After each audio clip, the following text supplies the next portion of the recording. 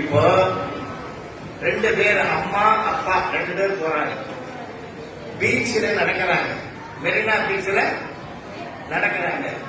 கீழே என்ன இருக்கு? மணல் இருக்கு இல்லையா? கற்பனை பண்ணிப்பாரு, மணல்ல நடக்கிறாங்க. அந்த பாலம் படுமா கீழே அடையாளம் இருக்குல்ல? அப்பா பாதம் பெருசா இருக்குமா, அம்மா பாதம் பெருசா இருக்குமா? அப்பாவுடைய பாதம் பெருசா இருக்கும், அம்மாவுடைய பாதம் சின்னதா இருக்கும். அப்போ அப்பா ஆணினுடைய பாதம் பெருசு, அம்மா பெண்ணினுடைய பாதம் சின்னது. திருக்குறளை பார்த்தீங்கன்னா மேலே இருக்கிற அடி பெருசு, கீழே இருக்கிற அடி சின்னது. மேலே இருக்கிறது ஆணை, கீழே இருக்கிறது பெண்ணை. ஆணுக்கும் பெண்ணுக்குமான ஒவ்வொரு திருக்குறளும் அர்த்தநாரீஸ்வரராக நமக்கு உலகம் முழுவதும் போற்றக்கூடிய ஒரு ஒப்பற்ற நூலாக இருக்கிற பெருமை திருக்குறள் ஒன்றுக்கு தான். இது மறப்பா மறக்குமா?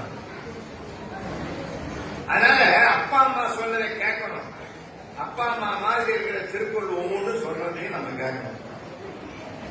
அப்படி கேட்டு உள்வாங்கிட்டீங்கன்னா உங்களை உலகத்துல உங்களை யாரும் கேட்க முடியாது. என்ன திருக்குறளை பின்பற்றதுனாலதான் மகாத்மா காந்தியடிகள் இன்னைக்கு உயிரோடு வாழ்கிறார்.